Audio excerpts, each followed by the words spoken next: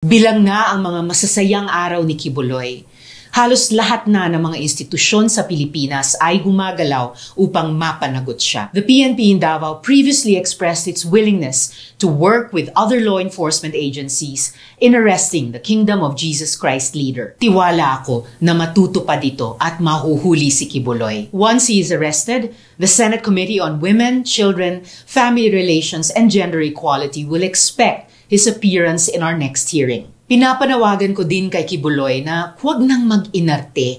Ang dami na niyang ginawa upang takbuhan ang kanyang obligasyon sa batas. He should just cooperate and properly answer the accusations hurled against him.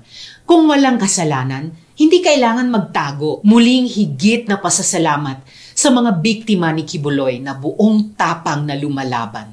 Papasaan pa at ang katarungan ay makakamit din.